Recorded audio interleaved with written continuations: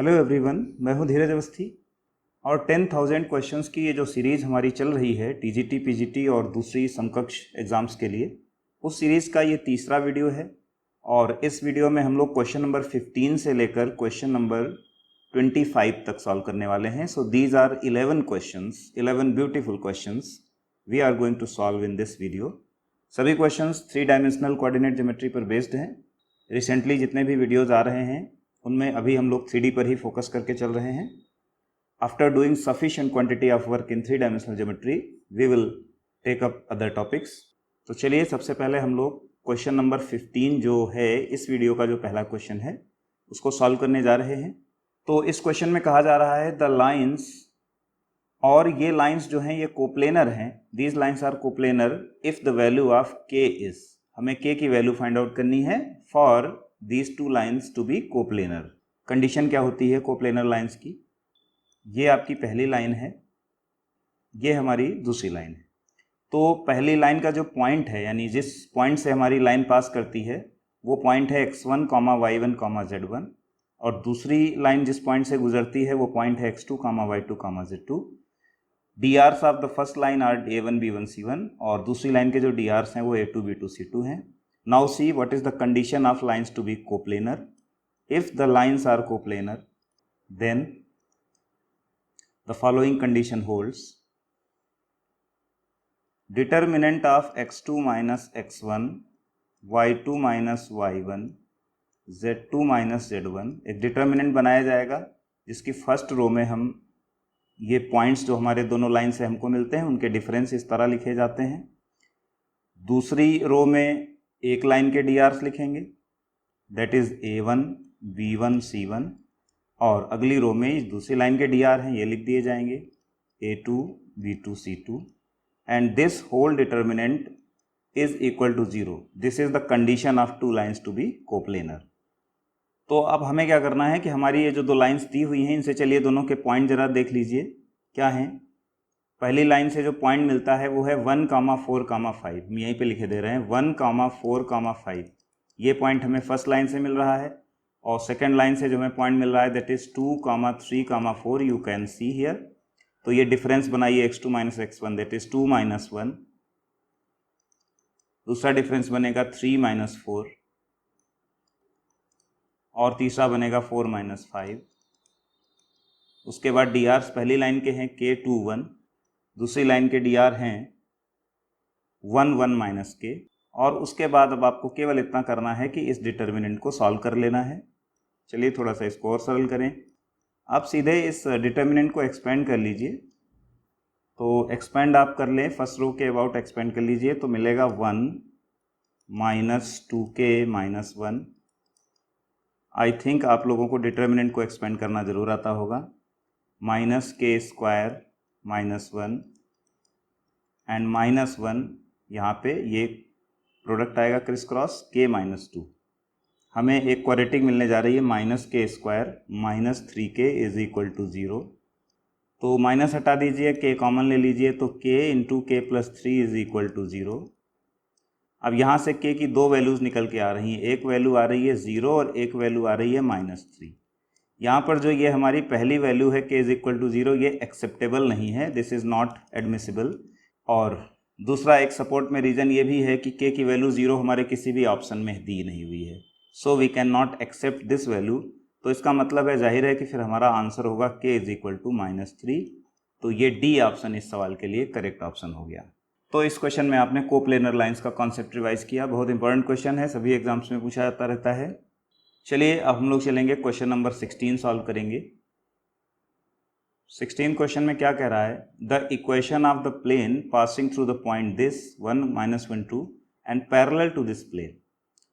यानी कि इस क्वेश्चन में जो कॉन्सेप्ट हम लोग कवर करने जा रहे हैं वो ये है कि एक दिए हुए प्लेन के पैरेलल प्लेन की इक्वेशन निकालनी है, पैरेलल प्लेन की इक्वेशन करनी है जो कि एक गिवन पॉइंट से पास करती हो। तो इसके लिए पैरेलल प्लेन का इक्वेशन कैसे लिखा जाता है, पहले आप लोग को इसकी कॉन्सेप्ट ध्यान दिला दें। चलिए हमारा जो गिवन प्लेन है that is 3x plus 4y minus 5z is equal to 0। Then equation of parallel plane will be. अब इसका तरीका ये होता है कि जो प्लेन आपका गिवन प्लेन है उसका जो ये इतना हिस्सा होता है एक्स वाई और जेड वाला, इतना पूरा पार्ट आपको कॉपी करके लिख देना होता है as it is 3x + 4y - 5z। और इसमें तो चलिए कांस्टेंट टर्म दिया ही नहीं हुआ है, वरना अगर यहाँ कांस्टेंट टर्म d वाला टर्म होता तो उस d को टर्म को हटा करके हम एक नया कांस्टेंट यहाँ रिप्लेस कर देते हैं, दैट इज लेट अस से इट इज़ लेमडा। यानी कि बस आपको एक्स वाई जेड वाला जो इतना हिस्सा होता है, इतना हिस्सा तो एज इट इज़ कॉपी करना होता है, और कांस्टेंट टर्म यहाँ पर जो भी दिया हो उसको हटा करके एक नया कांस्टेंट इंट्रोड्यूस कर देते हैं। चलिए आपको बताते हैं इसका रीज़न क्या है। क्योंकि अगर सपोज करिए ये आपका एक पहला वाला दिया हुआ प्लेन है और एक प्लेन आपको चाहिए जो एग्जैक्टली इसके पैरेलल प्लेन हो, तो आपको मालूम है कि जो जनरल फॉर्म ऑफ प्लेन होती है ये ax + by + cz + d = 0, इसको जनरल इक्वेशन ऑफ प्लेन कहते हैं। तो इसमें जो एक्स वाई जेड के ये गुणांक होते हैं, हमारे कोफिशिएंट्स होते हैं ए बी सी, ये प्लेन के नॉर्मल के डी आर्स होते हैं, यानी प्लेन पर जो अभिलंब होता है नॉर्मल डायरेक्शन के डी आर होते हैं ए बी सी। तो अगर हमारे दोनों प्लेन जो है वो पैरेलल हैं तो दोनों के लिए नॉर्मल तो एक ही जैसा होगा, पैरेलल प्लेन्स के लिए नॉर्मल सेम होगा, नॉर्मल के डी आर सेम होंगे। यही कारण है कि जो ax + by + cz इतना हिस्सा है वो पैरेलल प्लेन के लिए हम सीधे उठा के रख देते हैं। The only thing that differs is the constant term lambda. तो हम लोग क्या कर लेते हैं, ये लेमडा आर्बिट्रेरली एज्यूम कर लेते हैं, और फिर इस लेमडा को प्राप्त करने के लिए क्वेश्चन में हमें एक अतिरिक्त कंडीशन दी गई होती है। जैसे कि इस क्वेश्चन में हमें एडिशनली दिया हुआ है कि the plane passes through this point 1 - 1 2। तो बस ये कंडीशन इसमें आप सेटिस्फाई करा दीजिए पॉइंट को, तो आपको लेमडा मिल जाएगा। पॉइंट है 1 - 1, 2। तो इस पॉइंट को आप पुटअप कर दीजिए इस प्लेन के इक्वेशन में, तो आपको कैलकुलेशंस मिल जाएंगे लाइक 3 - 4 - 10 + लेमडा = 0। यहाँ से आपको लेमडा की वैल्यू सॉल्व होकर के आ रही है 11, यू कैन चेक। और जब हम लेमडा की जगह यहाँ पर 11 अपनी वैल्यू ला के पुट करेंगे तो जो हमारा रिक्वायर्ड प्लेन था उसकी इक्वेशन हमें मिल रही है 3x + 4y - 5z + 11 = 0। और जाहिर है कि ये आंसर आपका बी ऑप्शन में दिया गया है। So B option is the correct answer for this question, option B is correct. तो इस क्वेश्चन में आपने पैरेलल प्लेन की कॉन्सेप्ट को रिवाइज किया। बहुत छोटा सा क्वेश्चन होता है। देखिए, मैं जब आपको यहाँ पर पढ़ा रहा होता हूँ तो मुझे क्वेश्चन को करने में थोड़ा टाइम इसलिए ज़्यादा लगता है क्योंकि मैं पहले आपको पूरी थ्योरी बताता हूँ, थ्योरी से उससे जो हिडन फैक्ट्स होते हैं, अंदर के छुपे हुए कारण होते हैं, सब कुछ एक्सप्लेन करता हूँ। दैट्स वाई एक क्वेश्चन करने में हम लोग को कुछ मिनट्स लग जाते हैं। जबकि आप अगर सिर्फ एग्जाम में बैठकर एक क्वेश्चन सॉल्व कर रहे होंगे तो you will take only a few seconds. अगर एक्सप्लेनेशंस ना करनी हो, समझाना ना हो इस तरीके से, तो ये क्वेश्चन 5 से 10 सेकंड के अंदर सॉल्व हो जाता है। चलिए आइए 17th क्वेश्चन पे ध्यान दीजिए। What is question number 17? कह रहा है the angle between the planes. आपको दो प्लेन दिए गए हैं, एक ये प्लेन की इक्वेशन है और दूसरी ये प्लेन की इक्वेशन है। दो प्लेन्स के बीच में सिंपली एंगल निकालना है। तो ये भी डायरेक्ट क्वेश्चन है, आपको इस क्वेश्चन के माध्यम से एंगल बिटवीन टू प्लेन्स का कॉन्सेप्ट रिवाइज करने जा रहे हैं। एंगल बिटवीन टू प्लेन्स के लिए ये फॉर्मूला यूज किया जाता है cos theta = a1 a2 + b1 b2 + c1 c2 divided by √ of a1 square + b1 square + c1 square and √ of a2 square + b2 square + c2 square. याद रहे ये formula दो फॉर्म में यूज होता है, एक तो डीसीज में लगता है और दूसरा डीआर्स में। तो अभी जो हम फार्मूला लगा रहे हैं डीआर्स में लगा रहे हैं, जहाँ पर a1 b1 c1 आपके पहले प्लेन के डीआर हैं। प्लेन के डीआर से तात्पर्य होता है प्लेन के नॉर्मल के डीआर, और a2 b2 c2 is the set of DRs for the second plane. तो आप देख लीजिए आपके पहले प्लेन के डीआर कहाँ से उठाए जाते हैं? कोफिशिएंट से। 2 1 1 ये पेयर है हमारा पहले प्लेन के डीआर्स का, और दूसरे प्लेन्स के जो डीआर हैं वो है 1 - 1 2। यहाँ से देख सकते हैं आप 1 - 1 2। तो अब cos थीटा के फार्मूले में ये वैल्यूज आप पुट कर दीजिए। तो 2 × 1 ये a1 a2 हो गया, प्लस 1 × -1 ये b1 b2 हो गया, 1 × 2 ये c1 c2 हो गया, √ तीनों जो ये हैं A1 B1 C1 इनके स्क्वायर एक साथ आते हैं, 2 का स्क्वायर दैट इज़ 4 प्लस 1 का स्क्वायर प्लस 1 का स्क्वायर, और जो दूसरे वाले DR हैं उनके स्क्वायर से एक जगह लिए जाते हैं दैट इज़ 1 माइनस 1 का स्क्वायर 1 और 2 का स्क्वायर 4। तो देखिए ये ऊपर जो चीज़ बन रही है ये 2 2 4 माइनस 1 3 बन रही है, नीचे √6 और √6 दो बार आ रहा है तो √6 का प्रोडक्ट 6 हो जाएगा, 3/6 इज 1/2 एंड cos थीटा की वैल्यू 1/2 है तो थीटा की वैल्यू 60 डिग्री होगी। So which option is correct? We can see B option is correct. Option B is correct for this question. So this question made you people revise the concept of angle between two planes. Now let's move to the next one and see what is there. Question number 18 में कहा जा रहा है if the angle theta between the lines this and the plane this is such that sine theta is equal to 1/3 then the value of lambda is. यानी अब की बार मामला है एक लाइन और एक प्लेन का। तो चलिए इससे संबंधित आपको पहले एक कॉन्सेप्ट बताता हूँ कि अगर दो लाइन्स के बीच का एंगल आपसे फाइंड आउट करने को कहा जाता है तो फार्मूला cos थीटा करके लगता है, और फार्मूला अगर आप DCs में लगाते हैं तो L1 L2 plus M1 M2 plus N1 N2 लगता है। अगर DRs में लगाते हैं तो अभी पिछले क्वेश्चन में हमने देखा A1 A2 plus B1 B2। तो अभी फार्मूला तो आप जानते हो, फार्मूला दोबारा बताने की ज़रूरत नहीं है। कॉन्सेप्ट यहाँ पर मैं आपको ये बताने जा रहा हूँ कि if the angle is between two straight lines, यानी लाइन और लाइन के बीच का एंगल है तो cos थीटा करके लगता है।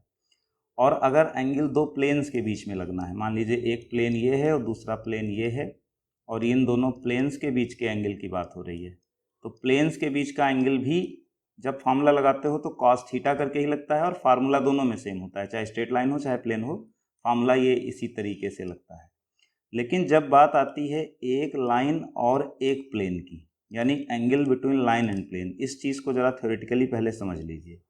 सपोज करिए कि ये आपका प्लेन है और ये कोई लाइन इसको कट करती हुई ऐसे निकल गई, तो यहाँ इस लाइन का प्रोजेक्शन इस पॉइंट पे डाला जाएगा और उस प्रोजेक्शन से ये लाइन जो एंगल बनाएगी, दरअसल ये हमारा रिक्वायर्ड एंगल है जो हमको चाहिए, ये थीटा है। लेकिन समस्या ये है कि जो लाइन है, आपको लाइन के DRs तो लाइन की दिशा में होंगे इस तरीके से, ये आपके लाइन के DR होंगे, लेकिन जो प्लेन होता है उसके DR प्लेन की दिशा में न होकर के प्लेन के नॉर्मल की दिशा में होते हैं।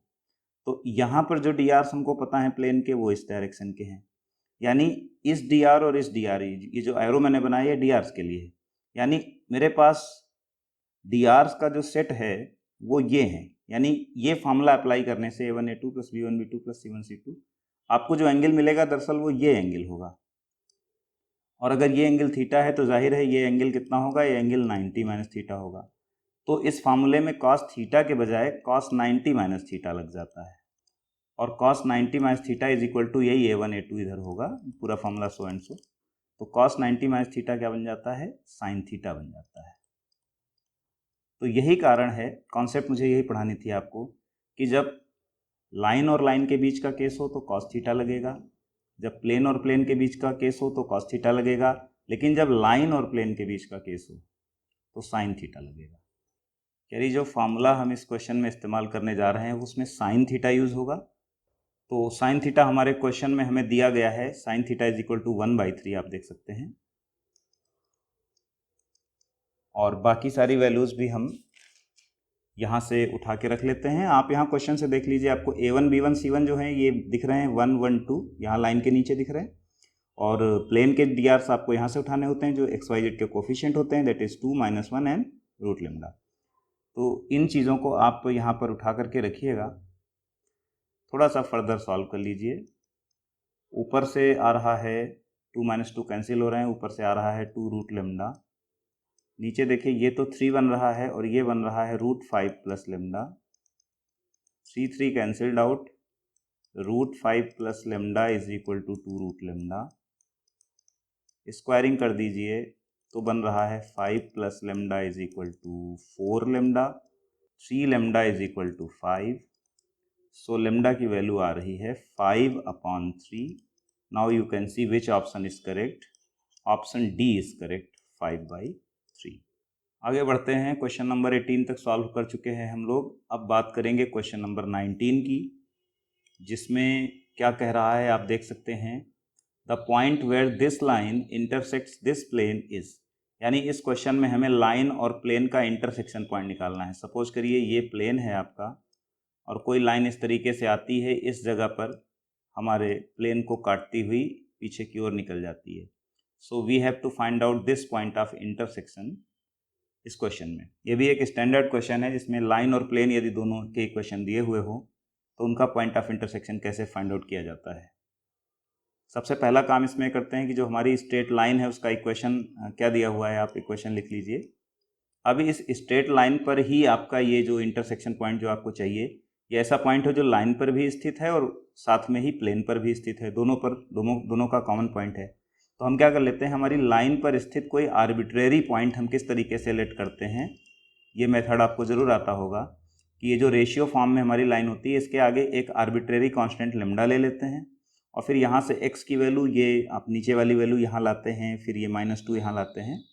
ये फंडामेंटल कॉन्सेप्ट है, आपको ये पॉइंट बनाना आता होगा। तो ये पॉइंट कैसे बनेगा, -λ+2, ये x की वैल्यू आएगी, y की वैल्यू चाहिए तो ये 1 यहाँ लाइए और -3 इधर लाइए, तो λ-3 और 6λ+1।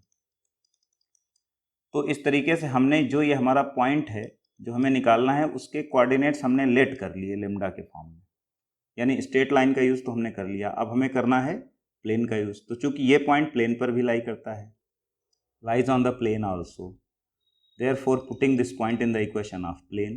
प्लेन की इक्वेशन है हमारी 2x, तो 2 × -λ+2 प्लस y प्लस z, λ-3 और z की जगह 6λ+1 इज इक्वल टू 7 दिया हुआ है प्लेन के इक्वेशन में। और इसे सॉल्व कर लीजिए थोड़ा सा, तो आपको 5λ इज इक्वल टू 5 मिलने जा रहा है। तो लेमडा की वैल्यू यहाँ से आपको 1 मिलेगी। ये लेमडा की वैल्यू आपको पॉइंट चाहिए था, तो ये लेमडा की वैल्यू आप लाएंगे और यहाँ पर जो पॉइंट आपने लेट किया था उसमें पुटअप कर देंगे। तो लेमडा की वैल्यू पुट करने पर पॉइंट क्या बन रहा है, आप देख लीजिए। पॉइंट बन रहा है 1, -2, 7 और 1, -2, 7 जो है ये आपके कौन से ऑप्शन में आ रहा है, ये ऑप्शन नंबर सी में आ रहा है। So option number C is the correct answer. अगला क्वेश्चन है क्वेश्चन नंबर 20, जो कि कह रहा है the image of the point 3, 5, 7 in the plane 2x + y + z is equal to 6 is. यानी किसी प्लेन में किसी पॉइंट का मिरर इमेज जो होता है उसके कोऑर्डिनेट्स निकालना। मैं आपको बता दूं कि इमेज ऑफ द पॉइंट निकालने का क्वेश्चन मैंने पिछले वीडियो में भी शामिल किया था, लेकिन उसमें मैंने पारंपरिक मेथड से इसको सॉल्व किया था, जो कन्वेंशनल मेथड होता है, बुकिश मेथड, जो कि थोड़ा सा लंबा मेथड होता है। ऑब्जेक्टिव क्वेश्चंस के लिए अभी मैं आपको एक शॉर्टकट तरीका बताने जा रहा हूँ इस क्वेश्चन को करने का। यानी अगर इमेज पूछा जाए प्लेन से, मिरर इमेज, तो बस विद इन सेकेंड्स एक ट्रिक मेथड से आप कैसे इमेज निकाल सकते हैं, वो तरीका अभी बताने जा रहा हूँ। अगर आपको जो डिटेल्ड मेथड होता है, कन्वेंशनल मेथड होता है, वो सीखना है तो आप पिछले वीडियो में जा सकते हैं। इस सीरीज के जो 2 वीडियोज अब तक बने हैं उनकी लिंक्स मैंने डिस्क्रिप्शन में दे रखी हैं, ऊपर आई कार्ड में भी मैं प्लेलिस्ट की लिंक दे रहा हूँ, आप उसको चेक आउट कर सकते हैं जाकर के, अगर अभी तक नहीं किया हो तो चलिए इमेज निकालने के लिए हम लोग शॉर्टकट ट्रिक से देखते हैं कि डायरेक्टली ऑब्जेक्टिव क्वेश्चंस में हम सीधे कैसे कर सकते हैं। आपका प्लेन मान लीजिए, जो गिवन प्लेन है वो ये हो गया, जिसकी इक्वेशन आपको दी हुई है 2x + y + z is equal to 6। और जैसे कोई पॉइंट यहाँ पर है, अगर कोई पॉइंट P, तो उसका मिरर इमेज जो होता है वो जस्ट अपोजिट साइड में मिलता है। P' मिरर इमेज है और इसका रूल क्या होता है प्लेन मिरर से इमेज फॉर्मेशन का, कि ये जो PP' लाइन है ये आपके प्लेन के परपेंडिकुलर होगी, नॉर्मल डायरेक्शन में होगी, और जितनी डिस्टेंस ये P से पॉइंट, ये जो मान लीजिए जिस पॉइंट से काटता हुआ ये निकलेगा, इसे foot of perpendicular, M point को फुट ऑफ परपेंडिकुलर भी कहा जाता है। तो P से M की जो दूरी होती है वो M से P' की दूरी, यानी ये दोनों दूरियां बराबर होती हैं दोनों तरफ से। शॉर्टकट मेथड ये है कि हम ऑप्शंस उठा करके चेक करेंगे। This question is applicable only in MCQ format of question. तो जैसे हम क्या करेंगे कि हम एक तो पॉइंट हमारा P जिसका इमेज निकालने को कह रहा है, ये पॉइंट हमारा दिया हुआ है 3, 5, 7, और दूसरा पॉइंट हम चेक आउट करेंगे। जैसे हमने ऑप्शन ए उठाया और ऑप्शन ए उठाया तो 5, 1, 3 दिया है ऑप्शन। अब इस पॉइंट और P का और P' का हम मिड पॉइंट निकालें, मध्य बिंदु, और वो मिड पॉइंट ही ये पॉइंट एम होना चाहिए, और जो मिड पॉइंट निकले वो उसको हम इस प्लेन पर इस क्वेश्चन में पुट करके देखें। अगर ये मिड पॉइंट इस पर सेटिस्फाई कर जाए तो समझ लीजिए वही पेयर आपका वही मिरर इमेज सही होगा। तो जैसे इस केस में मैंने इस पॉइंट का और इस पॉइंट का मिड पॉइंट निकाला। मिड पॉइंट निकालना तो आप जानते ही होंगे, x1 plus x2/2, y1 plus y2/2, z1 plus z2/2। तो मैंने जो मिड पॉइंट निकाला वो इस केस में निकल रहा है 4,3,5।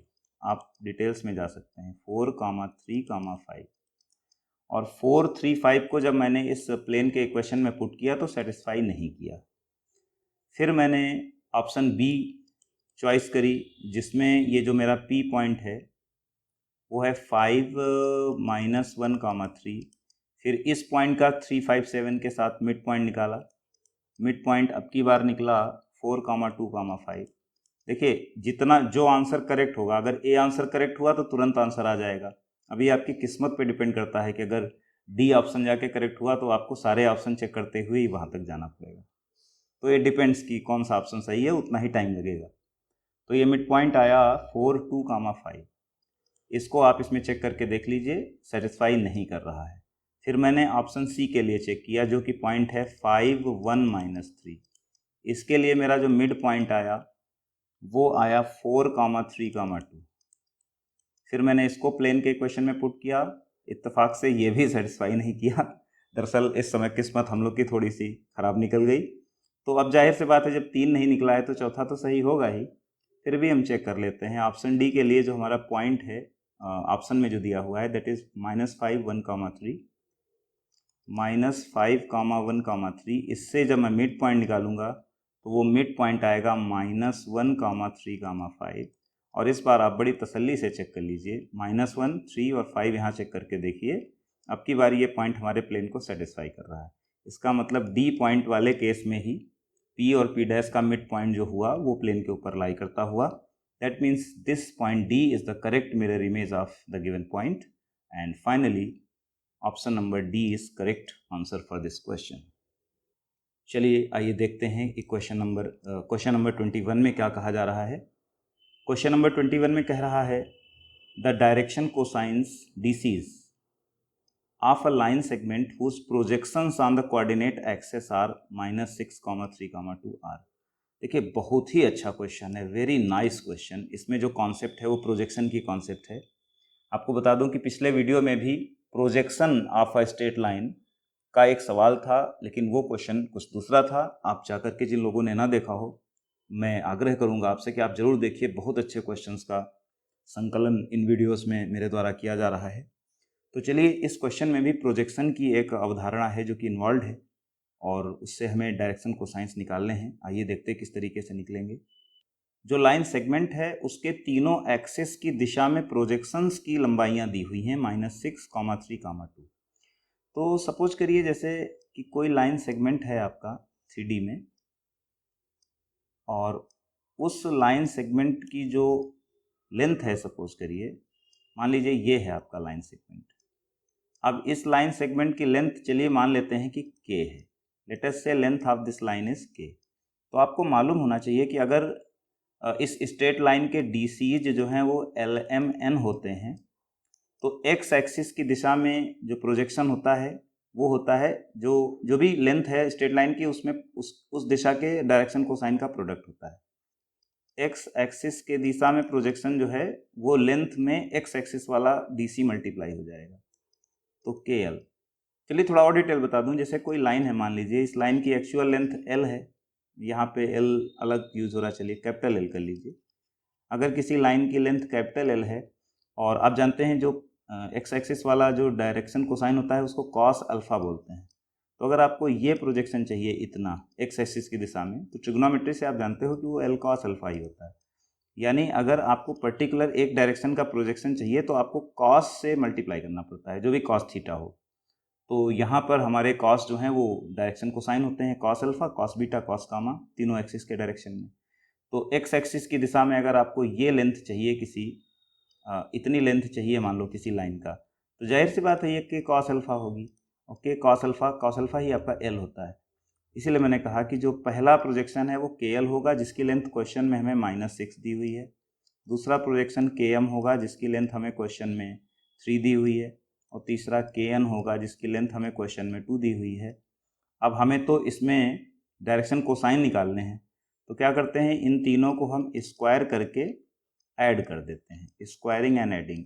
ऐसा करने से क्या फ़ायदा होगा, आप लोग को मालूम होगा कि डायरेक्शन कोसाइंस में एक फार्मूला चलता है, जब आप इनको वर्ग करके जोड़ोगे तो इस तरीके से कॉमन के स्क्वायर हो जाएगा और ब्रैकेट के अंदर आपको मिलेगा L square plus M square plus N square is equal to, इस तरफ जो है 36 प्लस 9 प्लस 2 से 49 आ जाएगा वर्गों का योग।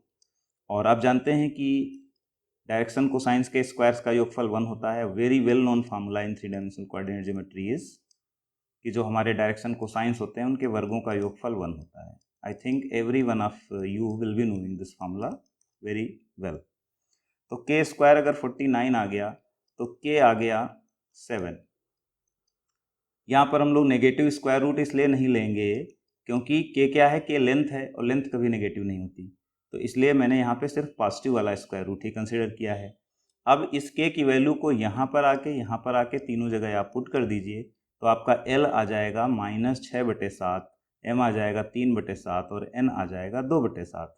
तो इस प्रकार से जो आपके DCs बने हैं वो बने हैं -6/7, 3/7 और 2/7, जो कि आपका ऑप्शन नंबर ए है। So option number A is correct answer for this question. चलिए अब बात करेंगे क्वेश्चन नंबर 22 के विषय में, जिसमें कहा जा रहा है the distance of this point 2, 3, 4 from the plane 3x - 6y + 2z + 11 is equal to 0। ये सीधा सा सिंपल सा क्वेश्चन है, केवल रिवीजन पर्पज से मैंने दे दिया है कि किसी प्लेन से किसी पॉइंट की लंबवत दूरी, अभिलंबवत दूरी, परपेंडिकुलर डिस्टेंस कैसे निकाली जाती है। आइए देखते हैं। किसी प्लेन की किसी पॉइंट से परपेंडिकुलर दूरी का बस एक केवल डायरेक्ट फार्मूला होता है और फार्मूले से ही ये क्वेश्चन आपका सॉल्व हो जाता है। सपोज करिए कि अगर कोई प्लेन है आपका ax + by + cz + d, general equation plane की दी हुई हो, और जिस पॉइंट से आपको इसकी परपेंडिकुलर दूरी चाहिए वो पॉइंट x1, y1, z1 हो, तो परपेंडिकुलर डिस्टेंस का फार्मूला सीधे हमारे पास रेडीमेड फार्मूला होता है। इसके लिए करना क्या होता है कि जो एक्स वाई जेड हैं प्लेन के क्वेश्चन में, इनकी जगह आपको x1, y1, z1 रख देना होता है। एक ax1 + by1 + cz1, जहाँ एक्स वाई जेड है वहाँ पॉइंट के कोऑर्डिनेट्स आप रख देंगे और बाकी जो डी वगैरह है वो सब वैसे ही रखेंगे, और नीचे अंडर रूट कर देंगे, और यही जो तीनों आपके कोफिशिएंट होते हैं जो कि एक्चुअली नॉर्मल के dr होते हैं, उनके स्क्वायर्स तो हमेशा की तरह आते ही हैं नीचे अंडर रूट के अंदर। और ये चूँकि आप डिस्टेंस निकाल रहे हैं, अगर ये पूरी क्वांटिटी नेगेटिव आने लगे तो आपको इस चीज़ का मॉड ले लेना होता है, क्योंकि जो आप डिस्टेंस निकाल रहे हैं वो नेगेटिव नहीं होनी चाहिए, इसलिए पॉजिटिव मेंटेन रखने के लिए इस फार्मूले में मॉड का इस्तेमाल किया जाता है। चलिए बाकी कैलकुलेशंस आप इस क्वेश्चन के लिए कर लीजिए। इसमें जो x1, y1, z1 है वो पॉइंट है 2, 3, 4, यहाँ पे आप देख सकते हैं, और यहाँ पे आपको इसको रखना है इस प्लेन के इक्वेशन में।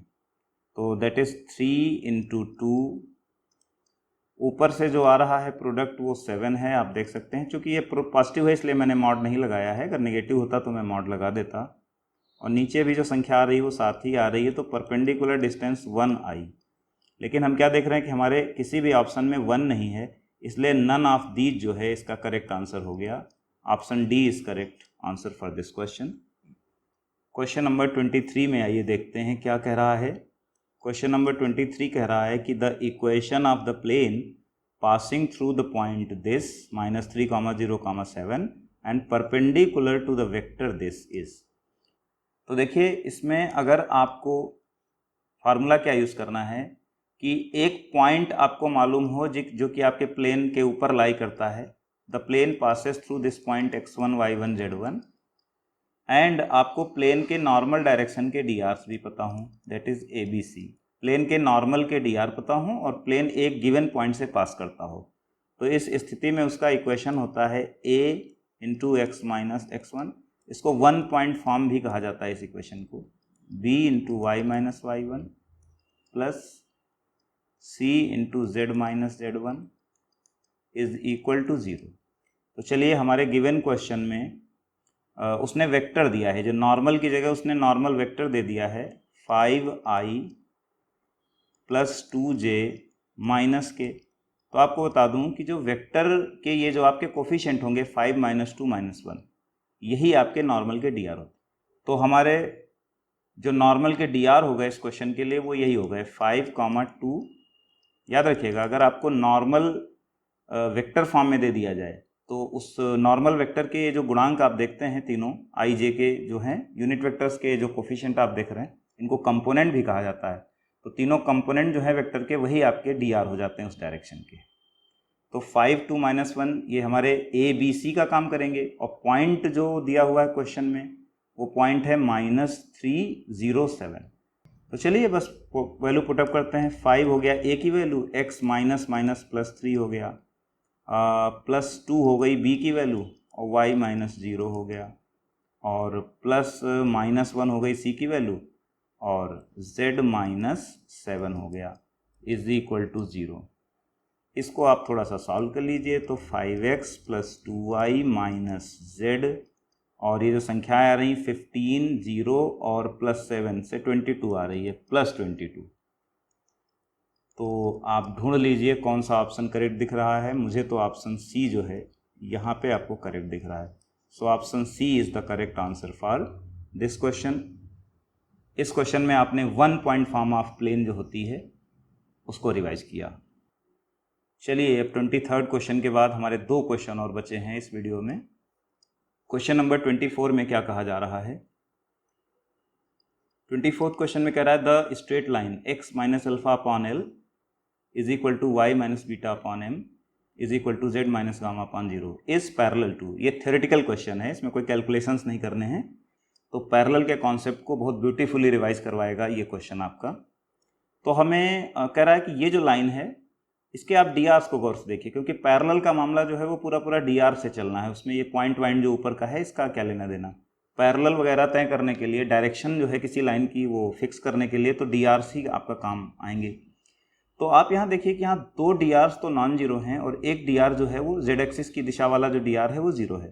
तो इससे क्या आप डिसाइड कर सकते हैं कि आपकी ये स्ट्रेट लाइन केवल एक्स एक्सिस के पैरेलल है, ओनली एक्स एक्सिस के पैरेलल है, या ओनली वाई एक्सिस के पैरेलल है, या ओनली जेड एक्सिस के पैरेलल है, या फिर एक ऑप्शन कह रहा है कि x एंड y दोनों एक्सिस के पैरेलल है।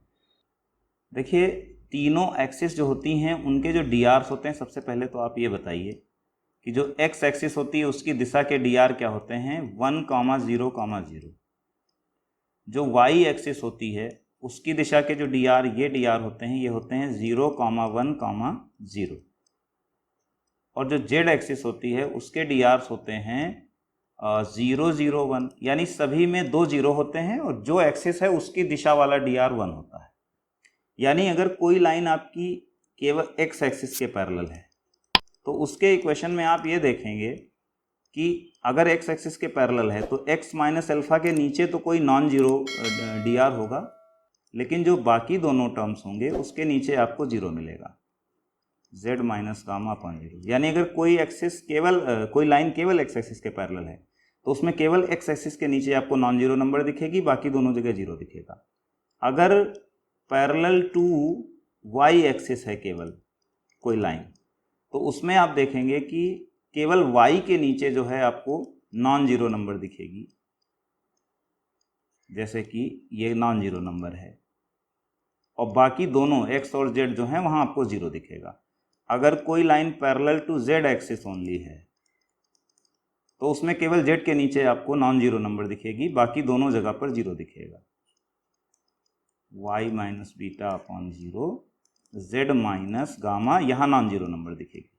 तो इस कॉन्सेप्ट से ही हम लोग कंक्लूजन अपना निकालने वाले हैं कि हमारी लाइन जिस एक्सिस के पैरेलल होती है वहाँ पे नॉन जीरो दिखता है, बाकी जगहों पे हमको जीरो दिखता है।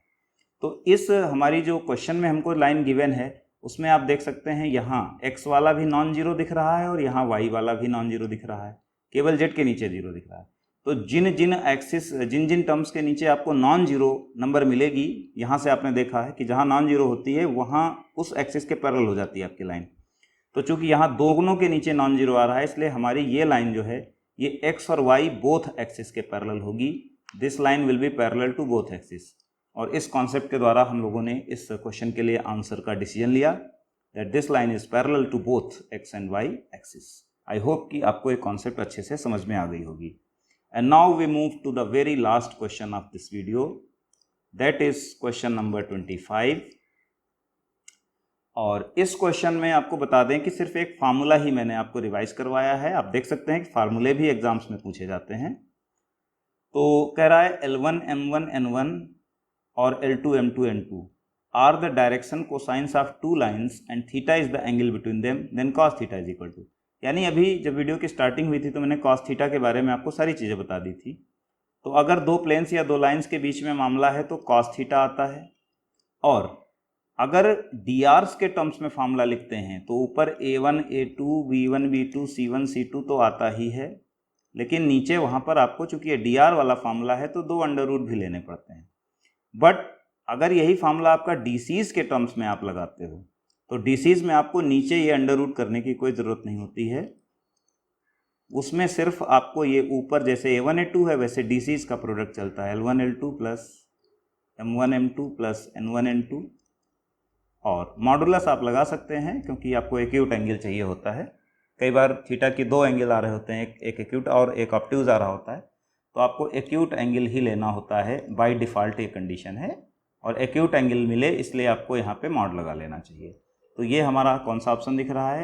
ये हमारा ऑप्शन डी करेक्ट आंसर दिख रहा है इस क्वेश्चन के लिए। तो स्टूडेंट्स, हम लोगों ने ये 11 क्वेश्चन सॉल्व किए, और अब आपको बता दूं कि हम लोग जो नेक्स्ट वीडियोस हमारे इस सीरीज़ में आएंगे उनमें क्वेश्चंस की संख्या भी धीरे धीरे बढ़ाएंगे, और बहुत सारी मेहनत इन वीडियोस को बनाने में करनी पड़ती है। अगर आप थोड़ा बहुत ऑब्लाइज्ड फील करते हैं इस काम द्वारा जो मेरे द्वारा किया जा रहा है, तो आप लोग मुझे सपोर्ट कर सकते हैं। चैनल को सबसे पहले तो सब्सक्राइब जरूर कर लीजिए, बेल आइकन को प्रेस करके रखिए ताकि तुरंत आपको वीडियोज़ के नोटिफिकेशन मिलें। और अपने फ्रेंड्स जो इन चीज़ों की तैयारी कर रहे हों, इन कॉम्पिटिशन्स की तैयारी कर रहे हों, या सिंपली बीएससी बीटेक कुछ भी कर रहे हों, सबके लिए ज़रूरी चीज़ें हैं ये। तो आप अपने तमाम फ्रेंड्स को ये वीडियोस रिकमेंड कर सकते हैं, अपने सोशल मीडिया प्लेटफॉर्म्स पे इनको शेयर कर सकते हैं। और आपको कोई क्वेरीज़ हैं, आपके कोई क्वेश्चन हैं, आपको कोई डाउट्स हैं, तो आप कमेंट सेक्शन में आइए और अपने क्वेश्चंस को लिखिए, या किन टॉपिक्स पर आप चाहते हैं कि वीडियो जल्दी बने, आप अपनी जो भी बातें हैं शेयर कर सकते हैं। चलिए, तो फिर आज के वीडियो में इतना ही। See you in the next one. नमस्कार, जय हिंद।